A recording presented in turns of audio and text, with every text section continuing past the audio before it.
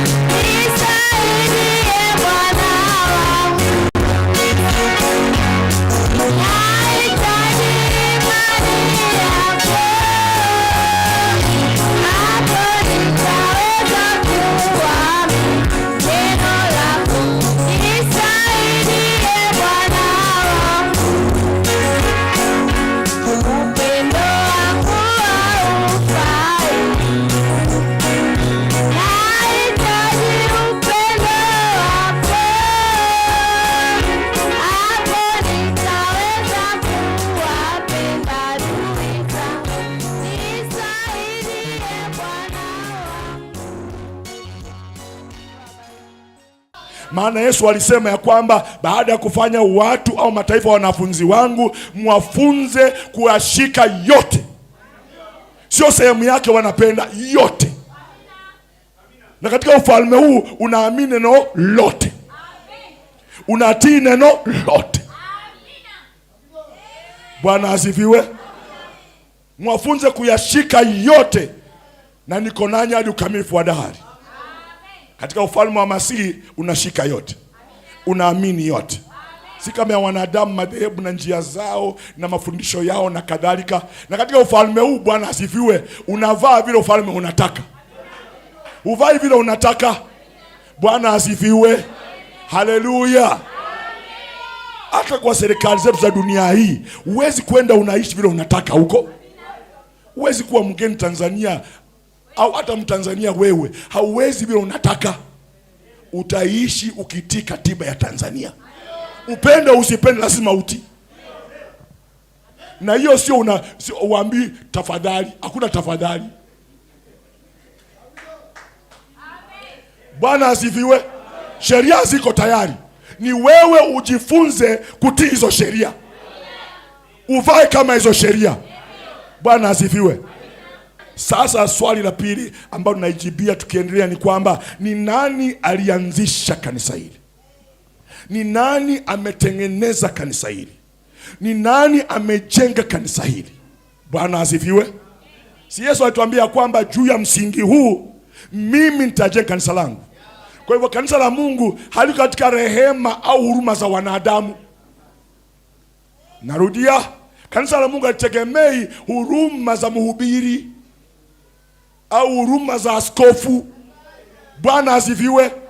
Kwa hivyo mtu ambaye ako ndani ya kanisa hili hatishwi na wanadamu, hatishwi na askofu, hatishwi na mhubiri, anategemea yeye. Paulo 2:10 akasema katika Waefeso, Paulo mlango wa 2 sura ya 10 akasema kwamba sisi tu kazi ya mikono yake. Mungu asifiwe sana. Kwa hivyo alianza kanisa hili ni Yesu Kristo. Bwana asifiwe. Anayelijenga ni Yesu Kristo. Ndio Paulo katika Efeso 2 kuanzia 18 hadi 22 au 19 anasema kwamba sisi tuna njia moja ya kumwelekea Baba kwa roho mmoja. Sio njia mbili, moja. Na Yesu alisema mimi ndio hiyo njia, kweli na uzima. Na nyinyi sio wageni tena, Nyinyi sio wapitaji tena, nyinyi ni wenyeji wa nyumba ya Mungu. Bwana asifiwe. Sio nyumba ya dhehebu, sio nyumba ya kanisa, sio nyumba ya taifa lolote, lakini nyumba ya Mungu. Bwana asifiwe. Na Paulo akaambiwa Waebrania ya kwamba sisi tunaoshikilia matumaini hadi mwisho, sisi ndio nyumba ya Mungu, na Kristo Yesu ni Bwana juu ya hiyo nyumba. Bwana asifiwe sana. Na mmejengwa juu ya msingi wa mitume na manabii. Sio tu msingi wowote, mitume na manabii. Imani yenu msingi wake mitume na manabii. Mafundisho yenu msingi wake mitume na manabii. Taratibu zenu msingi wake mitume na manabii. Haleluya.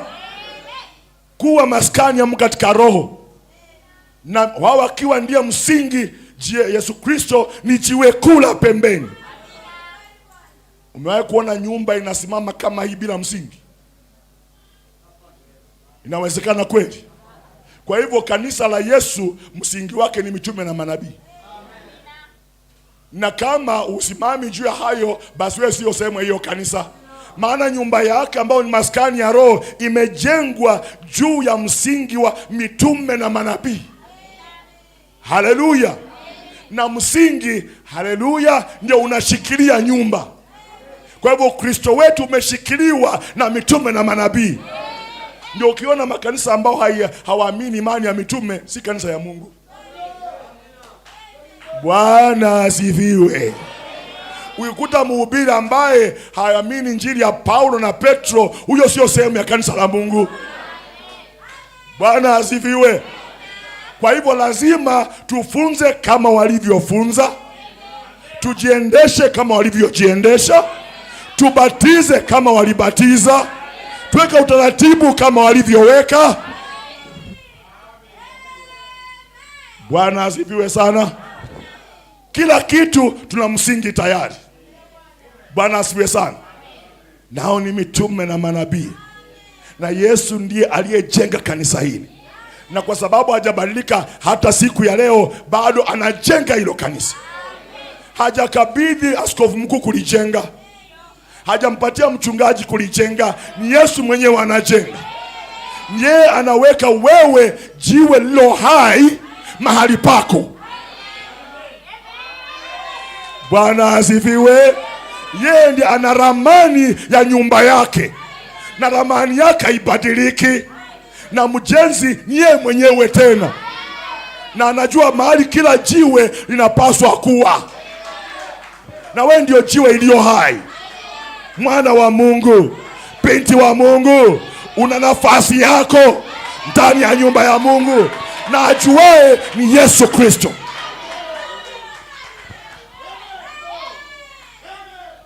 Haleluya.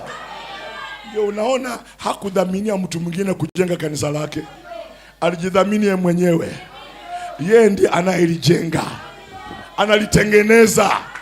Katika Waefeso akasema ya kwamba Kristo alijitoa asafishe kanisa lake kwa maji katika neno, ajiletee kanisa ambalo ni safi bila mawala kunyanzi.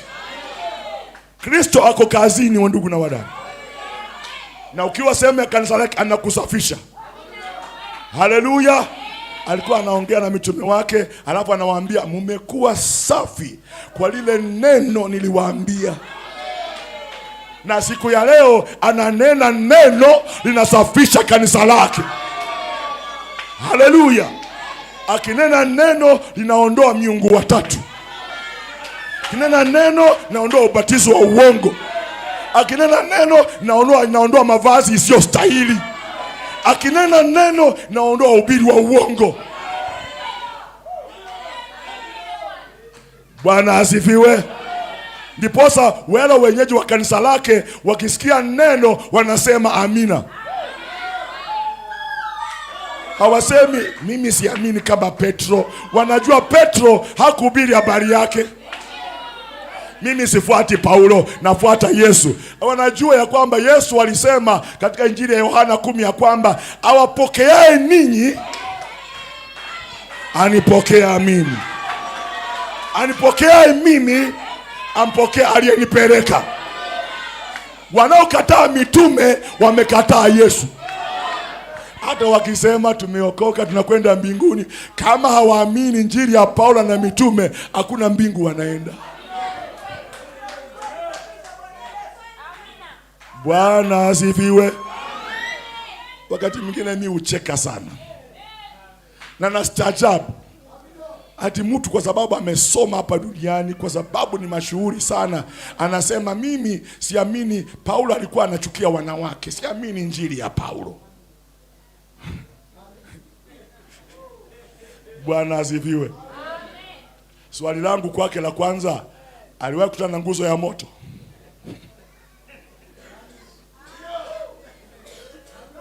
Swali langu la pili, Yesu alijitokeza wapi akanena habari zake atakuwa mtumishi tumsikie? Swali langu la tatu, aliwahi kwenda mbingu?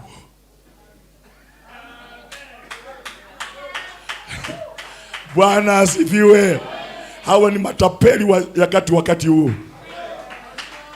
watu ambao wamefanya injili kwa biashara. Bwana asifiwe sana. Lakini kuna mitume waliothibitishwa, kuna manabii waliothibitishwa. Haleluya, Bwana asifiwe. Ndiye Mungu alijua utakuwa na watu wa aina hiyo, akijua kwamba ni nguzo ya moto imemwagiza Paulo. Bwana asifiwe sana. Naye Paulo baada ya kuona nguzo ya moto hakuruka tu akaenda kwanza kuhubiri, hapana. Alitaka athibitishe kama hiyo nguzo ya moto ni ile ilikuwa na Musa. Kwa hivyo ukiniambia Yesu ambaye umekutana na yeye na haongei vile aliambia Paulo na Petro, huyo sio Yesu wa Biblia. Maana Yesu habadiliki, ni yeye yule jana, leo na hata milele.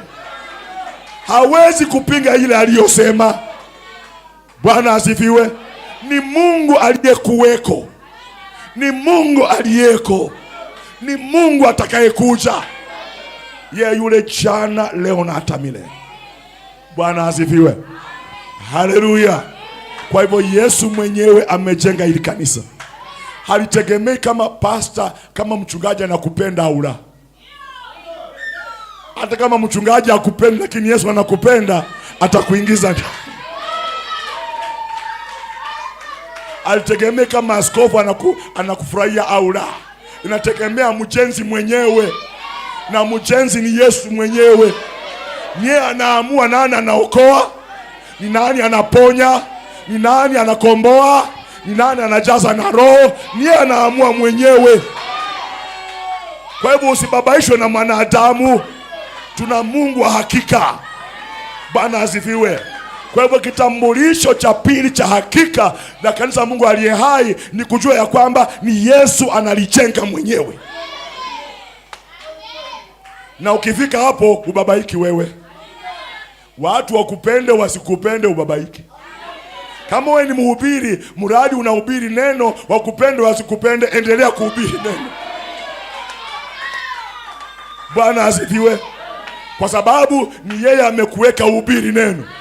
Ndio inasema alitoa wengine kuwa mitume, akatoa wengine kuwa manabii, akatoa wengine kuwa wainjilisti, akatoa wengine kuwa wachungaji na walimu. Nani aliyetoa? Chuo, askofu mkuu, mchungaji. Nani aliyetoa? Mwenye kujenga kanisa ndiye aliyetoa. Bwana asifiwe. Kwa hivyo ndugu, kama hujasoma lakini amekutoa hubiri injili. Bwana asifiwe. Pongezi kwa wadada ambao wanashuhudia habari ya Yesu aliye hai, kwa sababu ni maandiko.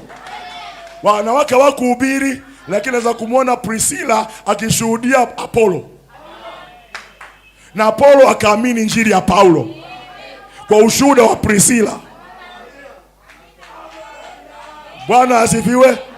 Paulo akasema, nasalimia wale wanawake wanaofanya kazi pamoja nami.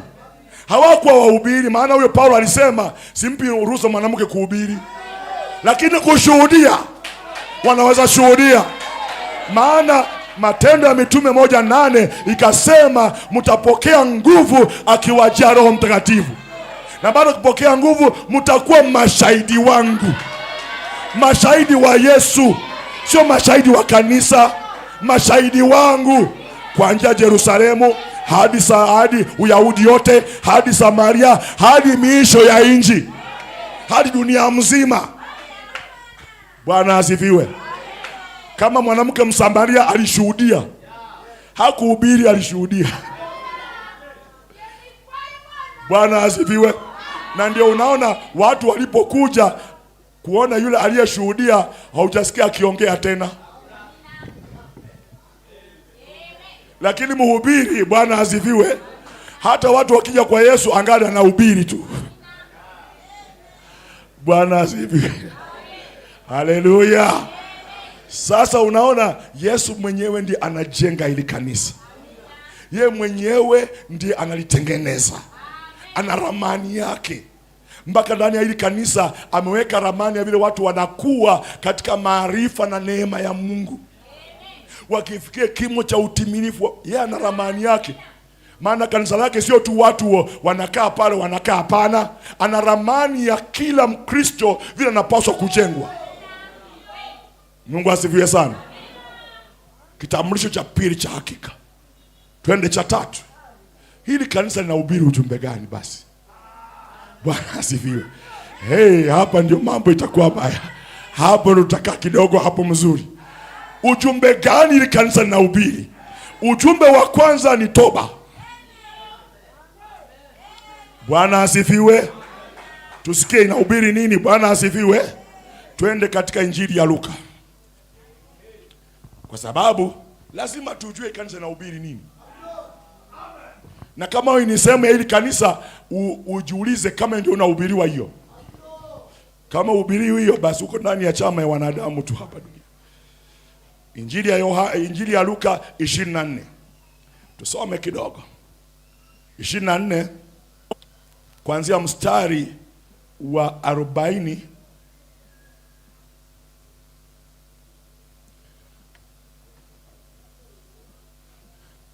na 5 kuendelea.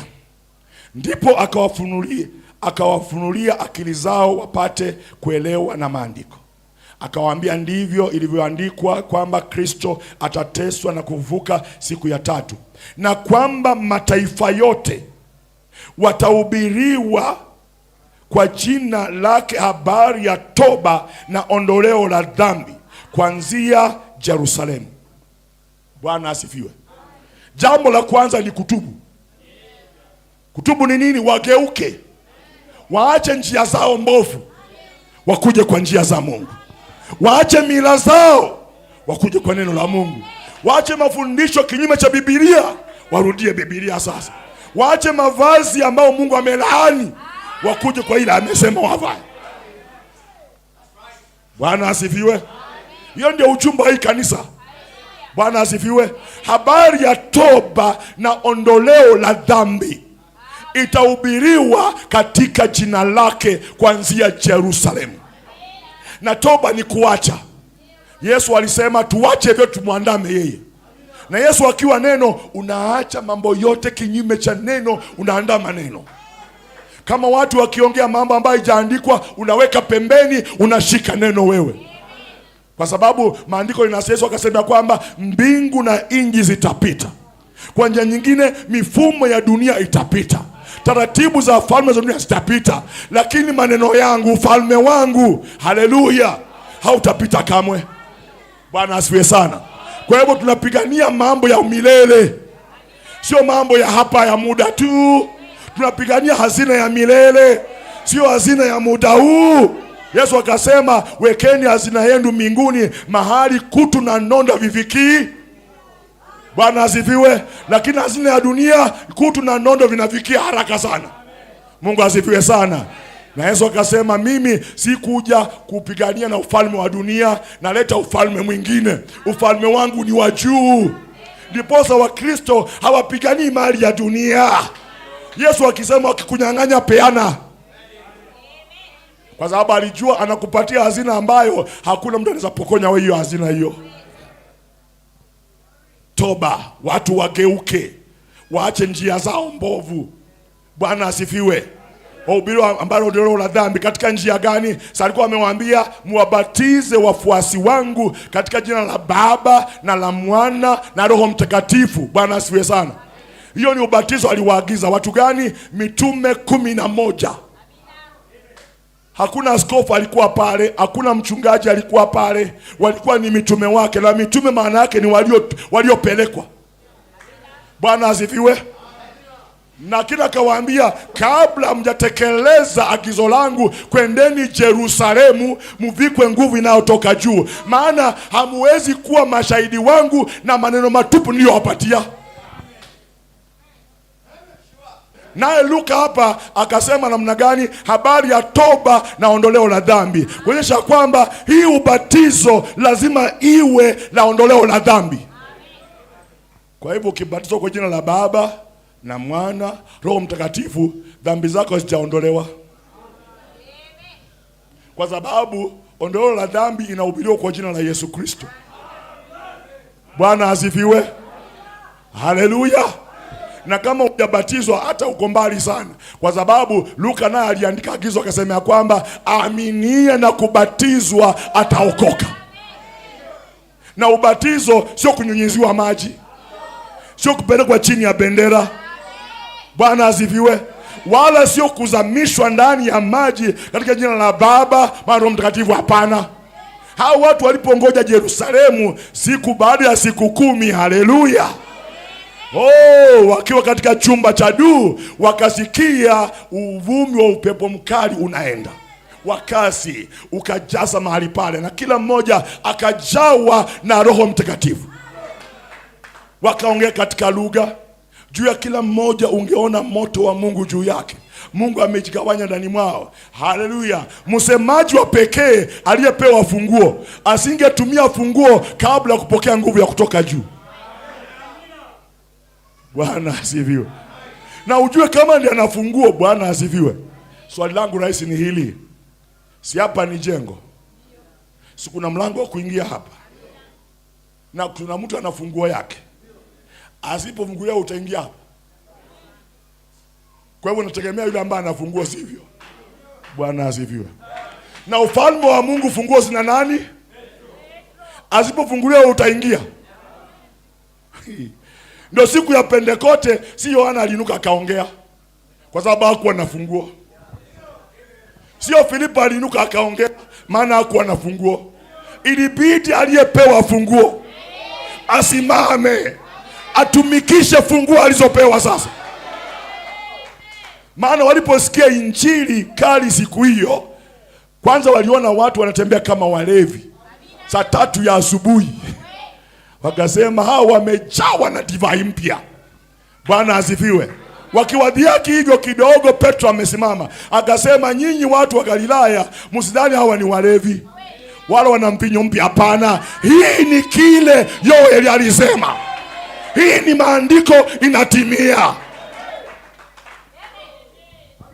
Bwana asifiwe. Ya kwamba wakati wa siku za mwisho, siku 2 za mwisho, dahari 2 ya miaka 2000. Kwa sababu kwa Mungu siku moja ni miaka mingapi? Kwa hivyo alisema siku 2 za miaka 2000 ya nitawamwagia wote wenye mwili roho wangu. Wana wenu, binti zenu wataona maoto, wazee wataota ndoto. Nitaonyesha ishara angani, duniani na mbinguni, moshi na moto. Na itakuwa atakayeliitia jina la Bwana. Lazima ujue jina la Bwana. Na jina la Bwana sio jina la Baba na Mwana na Roho Mtakatifu. Atakayetia jina la Bwana ataokoka. Haleluya. Bwana asifiwe. Wengine wanasema kwamba mimi nilibatizwa nikiwa mtoto, nilibatizwa kwa dhehebu fulani, hiyo ni sawa. Lakini kama wako kubatiza kwa jina la Yesu Kristo, haujabatizwa bado sawa na maandiko. Na nikudhibitie hiyo, wacha tukute jamaa fulani alikuwa tofauti. Si Petro alikuwa anafuata Yesu. Bwana asifiwe. Nguzo ya moto ikiwa ndani ya mwili. Tunakubaliana? Wakati Yesu alikufa, akazikwa, akafufuka, akapaa, akamtokea Paulo akiwa kama nguzo ya moto. Sasa Paulo hakuwa kanisa la kina Petro, lakini Yesu aliyemtokea hakumjifunua tofauti na vile alijifunua kwa Petro. Hakumpa agizo tofauti, hapana. Bwana asifiwe. Alimwagiza apeleke habari njema kwa watu wa mataifa, awatoe kwa nguvu ya shetani wamgeukia Mungu, awatoe kwa giza ndani ya nuru. Bwana asifiwe sana. Na tunaweza kumwona Paulo akaanza kuhubiri Injili, haleluya, bila kufunzwa na Petro, bila kufunzwa na Yohana. Anasema Injili ambayo anahubiri si kufunzwa na mwanadamu, nilipokea kwa ufunuo wa Yesu Kristo mwenyewe. Naweza kumwona Paulo anakwenda sehemu za juu za Efeso, anakuta wafuasi ambao walikuwa wanashangilia habari ya Yesu na wameamini. Bwana asifiwe. Paulo akauliza swali la kwanza, je, mlipokea Roho tangu mlipoamini? Ai, wakasema hata habari ya Roho Mtakatifu hatujui sisi. Na ni Wakristo wangapi hawajui habari Roho Mtakatifu? Bwana asifiwe. Swali la pili, mlibatizwa namna gani? Kuonyesha kumbe ubatizo unahusiana na jinsi ya kupokea huyo Roho. Wakasema tulibatizwa na Yohana Mbatizaji, aliyebatiza Masihi, aliyebatiza Yesu. Paulo akawaambia hiyo haifanyi kazi saa hii. Bwana asifiwe. Akawachukua watu waliobatizwa na nabii aliyembatiza Yesu, akawarejesha majini tena. Leo ulibatizwa na mhubiri ambaye alirudi nyuma ambaye hamjui Mungu, na unasema nilibatizwa, siwezi nikabatizwa tena. Hebu nikwambie, kama hujabatizwa sawa sawa na maandiko, rudi ndani ya maji wewe. Paulo akawarejesha ndani ya maji, akawabatiza kwa jina gani? La Bwana Yesu Kristo. Na Paulo akasema yote mfanyayo katika neno na tendo, mfanye katika jina la Bwana Yesu Kristo. Kama ni kuhubiri, kwa jina la Yesu Kristo. Kama ni ndoa, tangaza kwa jina la Yesu Kristo. Usiwaze watu kwa jina la Baba na Roho Mtakatifu. Bwana asifiwe. Kama ni kutoa pepo, kwa jina la Yesu Kristo. Kama ni kuomba, kwa jina la Yesu Kristo. Kama ni ubatizo, kwa jina la Yesu Kristo. Maana hakuna jina kuu mbinguni wa duniani la kuokoa isipokuwa jina moja. Na kwa jina la Yesu Kristo kila goti litapigwa na kila ulimi utakiri ya kwamba Yesu ni Bwana. Hiyo ndio jina mapepo inaogopa. Jina la Yesu Kristo ukitamuka, mapepo inaogopa hiyo jina. Lakini ukisema Baba, hiyo hawaogopi. Ukisema Mwana, hiyo hawaogopi. Ukisema Roho, hiyo hawaogopi. Lakini ukitamka Yesu, Bwana asifiwe, maana hilo jina lilitoka mbinguni na malaika. Hiyo ni jina ilitoka mbinguni. Malaika akamletea Yusufu, akamwambia mkeo atazaa mwana, utamuita Yesu, maana ataokoa watu wake na dhambi zao. Bwana asifiwe sana. Kwa hivyo kila mtu katika Biblia alibatizwa katika maji mengi katika jina la Bwana Yesu Kristo. Bwana asifiwe. Hili kanisa linafundisha mambo mengi, tutakuza tu kidogo alafu ndio tusonge tena kidogo. Bwana asifiwe sana. Hili kanisa linahubiri habari, haleluya, ya watu kuamini na kubatizwa, na ya kwamba watafuatwa na ishara.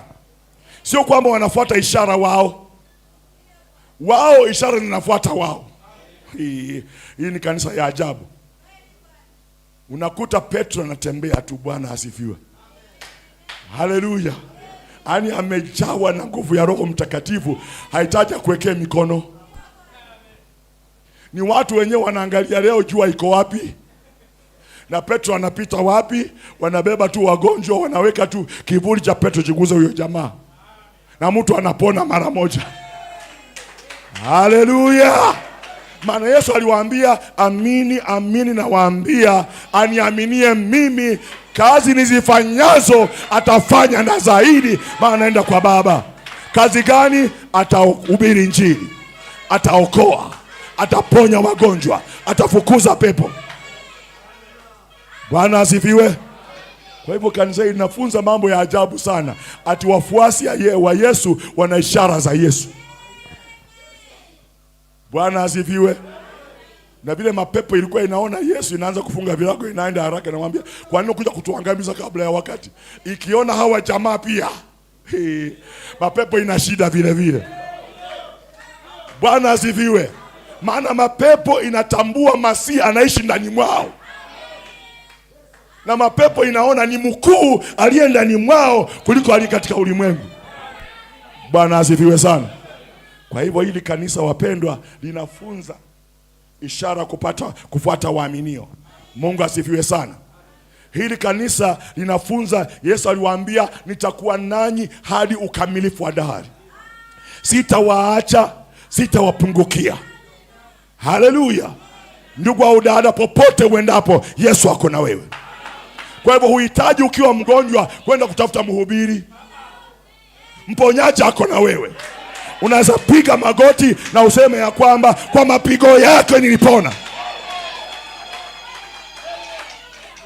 Bwana asifiwe. Ukitamka jina la Yesu yanababaika, yanajua Mungu asifiwe sana. Hili kanisa linafunza ya kwamba, Petro ukisoma katika Matendo ya Mitume 5:32 ya kwamba sisi ni mashahidi pamoja na Roho Mtakatifu tuliyepewa.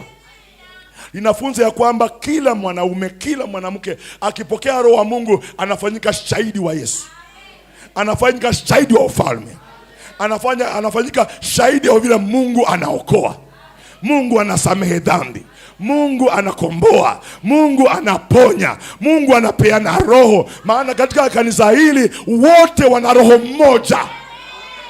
Bwana asifiwe. Haleluya. Hata wasio wahubiri malaika na watembelea kama Kornelio. Bwana asifiwe sana. Hii kanisa sio kama ile ya madhehebu ya kwamba ati kama ni maono kuona askofu mkuu au mchungaji, kama kuombea wagonjwa askofu mkuu au mchungaji. Mama bana. Kanisa la Yesu sio hivyo hapana. Maandiko inasema katika Waebrania ya kwamba wadada zetu walipokea wafu wao waliofufuliwa bila hata wahubiri kwa pale. Walijua ni nani ako ndani mwao. Na magonjwa ikiingia ndani ya nyumba, wanasema ugonjwa huna haki juu ya watoto wangu, funga vilako na uende. Bwana asifiwe.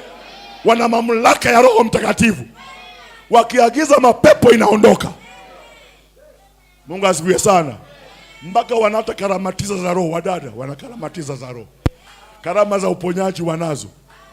Hii si kanisa ambalo ati unategemea tu mchungaji atakuwa anafanya mstari wa maombi peke yake. Bana. Hiyo ni ya mwanadamu hiyo. Ati mtu akiwa mgonjwa lazima tungoje ndugu fulani kutoka mahali fulani atakuja afanye mstari wa maombi. Hapana, si kanisa hii. Hii ni kanisa mponyaji ako nawe kila wakati. Mwokozi ako nawe kila wakati. Ako nawe usiku na mchana. Hata mchungaji akienda kulala usingizi, shetani akuvamie, mchungaji mkuu, askofu mkuu na nafsi yako wako nawe mahali pale. Anayesema ya kwamba alindaye Israeli hasinzii. Alindaye Israeli wa rohoni hasinzii. Anachunga kanisa lake usiku na mchana. Bwana asifiwe sana. Kwa jina langu watatoa pepo, kwa jina langu wataongea na lugha mpya, kwa jina langu watawekea wagonjwa mikono. Hata si kuomba, ni kuwekea wagonjwa mikono, na nguvu inawatoka, inatoa pepo ndani ya mgonjwa. Bwana asifiwe sana. Hii ndio kanisa la Mungu aliye hai. Haleluya. Ni waaminio ambao wanajiamini wao ni akina nani. Kwanza wanajiamini wao ni akina nani. Bwana asifiwe. Wao hawaamini wengine vile walivyo mbele za Mungu, wanajiamini wao. Maana Mungu wao ako miongoni mwao. Heri ni hilo taifa ambalo Mungu ni Bwana wao. Bwana asifiwe sana. Kanisa ambalo ni watu wana hakika na Mungu wao, ni watu ambao hawezi ukayumbishwa. Hili kanisa linafunza ya kwamba kuna mpatanishi mmoja katikati ya Mungu na wanadamu, mtu aitwaye Yesu Kristo. Kwa hivyo aliombi maombi ya Maria, aliombi maombi ya Kristo mtakatifu, aliombi maombi ya Petro hapana. wanaomba maombi kwa kupitia mpatanishi mmoja ambaye ni Yesu Kristo. Mkiomba Baba chochote katika jina langu nitafanya. Haleluya. Hili kanisa linafunza watu wakishaamini wahesabiwe haki kwa imani, kama baba yao Ibrahimu alihesabiwa haki kwa kuamini. Wanaamini kila neno mpaka Mungu anafurahia sana, anawahesabia haki. Bwana asifiwe. Hata wakati wa giza wanaamini, wakati wa mwanga wanaamini, wakati mbaya wanaamini, wakati wa ugonjwa wanaamini, wakati wa afya nzuri wanaamini, popote waendapo wanaamini mpaka wanahesabiwa haki. Hili kanisa linafunza utakaso, kuishi maisha safi. Bwana asifiwe sana. Kwa hivyo hili kanisa linafundisha mambo mengi, utaratibu wa kanisa kama ilivyokuwa ndani ya mitume. Linafunza wanawake wakae chini, wanyamaze makanisani. Mpaka hata mama ya Yesu aliyekuwa na Roho Mtakatifu hakuwa mchungaji, hakuwa mhubiri, hakuwa mtume. Siku hizi unasikia Askofu Penina, Askofu Mata, unashindwa. Na Paulo anasema vizuri, askofu awe ni mume wa mke mmoja, sio mke wa mume mmoja. Na wengi hata wanawake ambao ni maaskofu ni wale wametalakiwa. Sasa unashindwa, hii ni maandiko gani wanafuata? Hili kanisa linafunza watu wanaobatizwa ni watu wazima wanaojua mema na mabaya na kutubu dhambi zao. Halifundishi ubatizo ya watoto, maana ubatizo wa watoto haikuweko wakati wa Yesu. Alipoletea watoto hakuwabatiza, yeye aliwaweka wakfu. Haleluya. Tutaweka watoto wakfu, hatubatizi watoto. Mtoto ukimwambia atubu dhambi zako, anajua nini atatubu. Bwana asifiwe. Hili kanisa linafunza hata mahitimu ya mhubiri, mahitimu ya askofu, mahitimu ya mshemasi, yote imewekwa hapa ndani. Na tuhitaji kuongeza wala kuondoa, ni kuamini vile inasema na kutii. Bwana asifiwe sana. Hili kanisa linafunza vile kila mtu anapaswa kuvaa. Bwana asifiwe. Na hili kanisa hakuna mahali Yesu alisema hata wahubiri washone majoho. Bwana asifiwe. Ati maaskofu washone majoho na wengine watembee na fimbo ya msalaba kama Musa. Yesu aliyekuwa mchungaji mkuu hata hakuwa na fimbo. Bwana asifiwe. Haleluya. Petro aliyepewa ufunguo hakuwa na fimbo. Sasa inashindwa wa maaskofu na fimbo zao, hii wametoa wapi? Hili kanisa linafunza katika Agano Jipya, haleluya, fimbo yetu ni neno. Fimbo yetu ni Yesu Kristo. Mavazi yetu ni Roho Mtakatifu, ni upako unaotoka juu. Hiyo ndio mavazi ya mhubiri, sio kushona majoo. Wenye dhambi wamekaa katika karakana wanashona majoo na cherehani kushonea mhubiri. Hili kanisa ujiungi nalo. Hili kanisa unazaliwa ndani yake. Ndio fundisho la kwanza la Bwana Yesu Kristo, ilikuwa lazima uzaliwe mara ya pili. Bwana asifiwe. Injili ya Yohana 3 kuanzia 1 hadi 8. Msomi mashuhuri Nikodemo akamjia Yesu, akajificha, akaja usiku ili asionekane na watu. Akija kamuuliza Yohana ya kwamba Yesu ya kwamba, kwanza kamwambia, tunajua wewe ni mwalimu atokaye kwa Mungu, maana hakuna awezaye kunena unayonena na kutenda unayonena asipokuwa na Mungu. Yesu hakumwambia, nashukuru sana umejua mimi ni nani. Yesu alimgeukia tu, lazima we Nikodemo uzaliwe mara ya pili. Mwalimu wa Torati ya Musa, mwalimu wa neno, akachanganyikiwa. Unasemaje nizaliwe mara ya pili? Mtu mzima kama mimi. ndani ya tumbo ya uzao mama yangu nizaliwe tena? Yesu akamwambia, uelewe kile naongea mimi. Hujui kile naongea mimi. Siongei habari ya uzao wa kawaida. Naongea uzao wa mtu wa ndani. Uzao wa rohoni. Wewe ulizaliwa ndani ya dhambi, ukakuzwa ndani ya uovu, ukaja duniani ukiongea uongo, lakini sasa naongea uzaliwe mara ya pili. Bwana asifiwe. Ndio fundisho la kwanza la Yesu. Na hiyo ndio njia unazaliwa ndani ya jamii hii. Maana kila mmoja wetu kujiunga na jamii ya baba yako au mama yako. Hiyo jamii ulizaliwa ndani. Mpaka una DNA ya damu ya baba yako. Bwana asifiwe. Na katika jamii ya Mungu tunapozaliwa ndani mara ya pili, tunakuwa na DNA ya damu ya Yesu Kristo. Kwa hivyo ndani ya hii kanisa hujiungi, wewe unazaliwa ndani. Bwana asifiwe.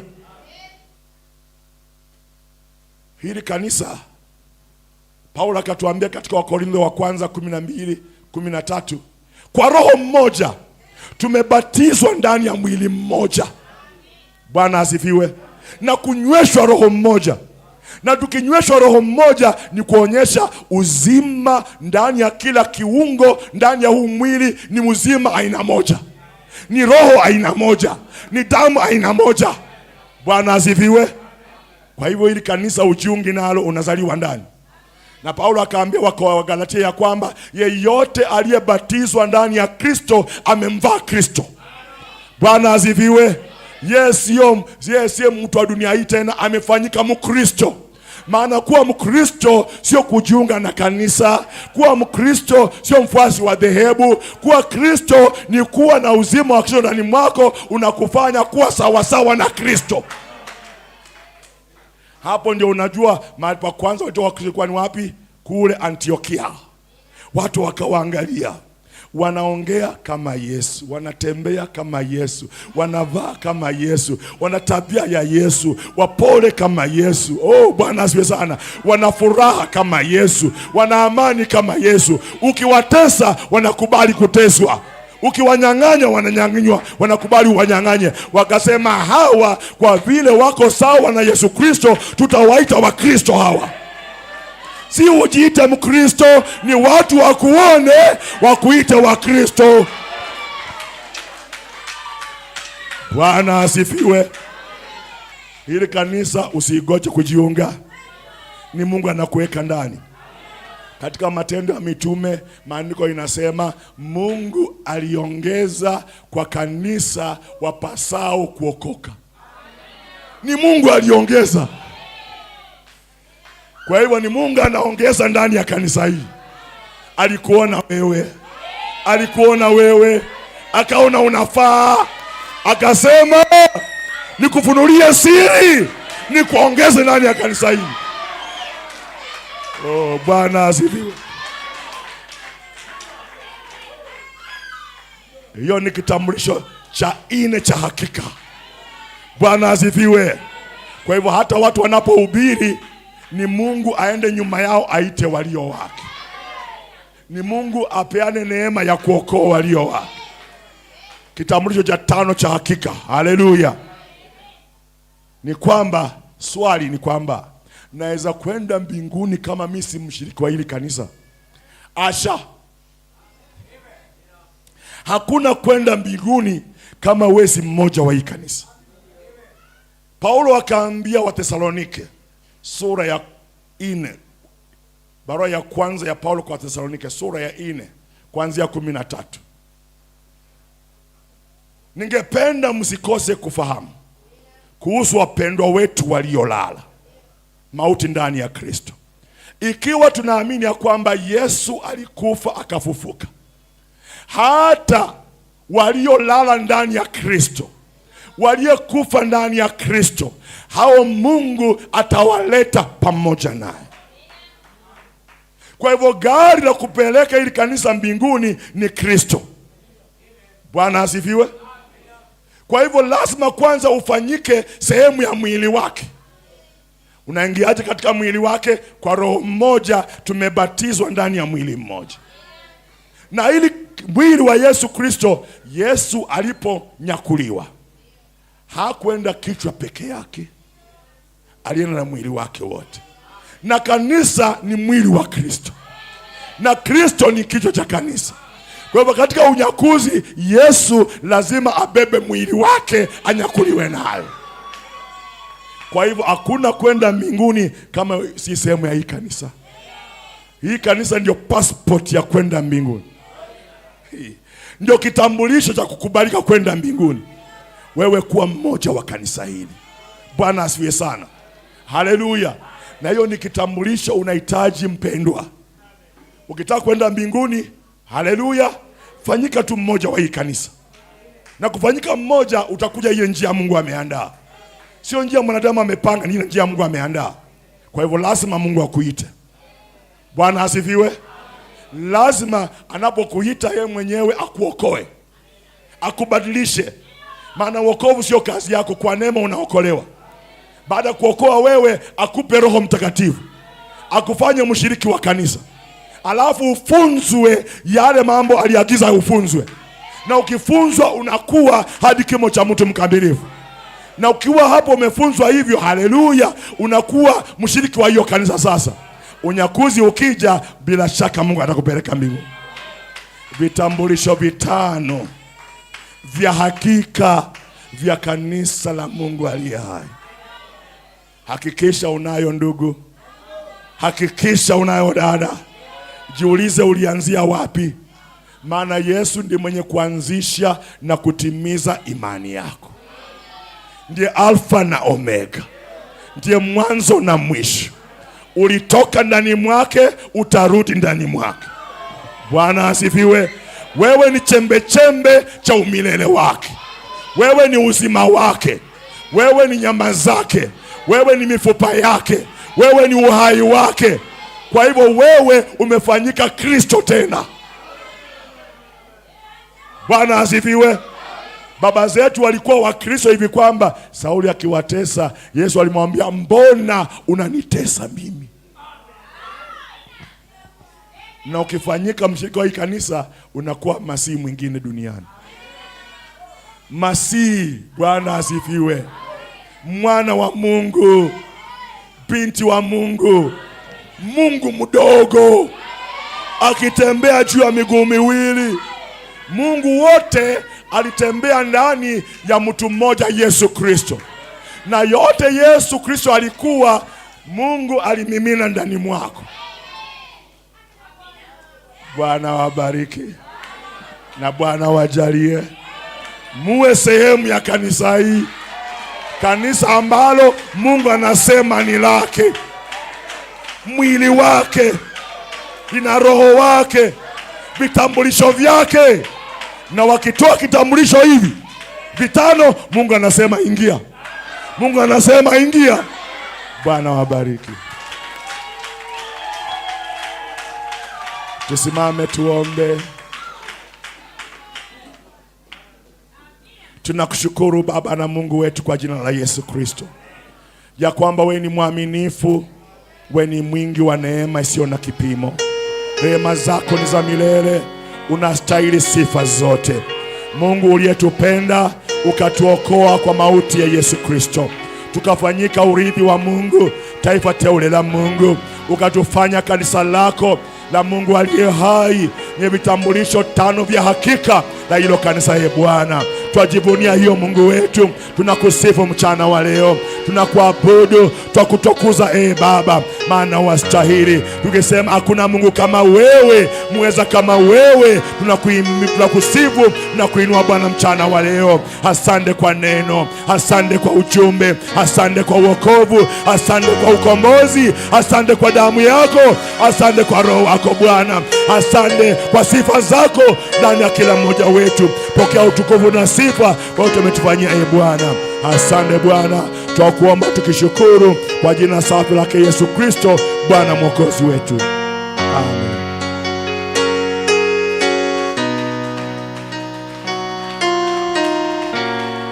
Haleluya.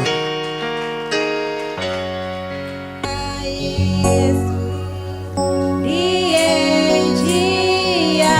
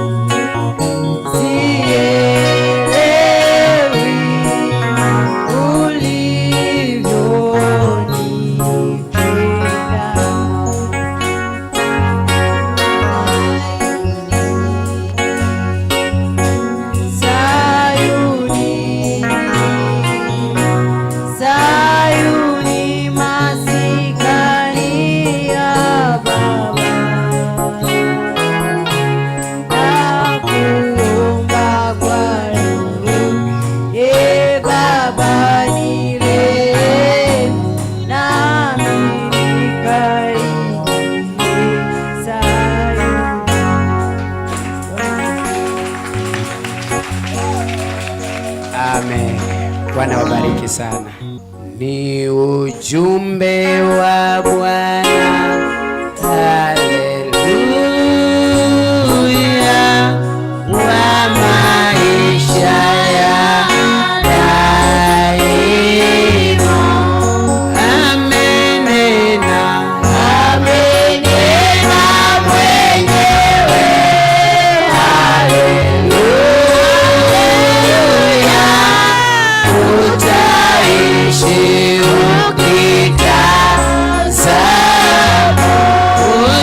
utazama,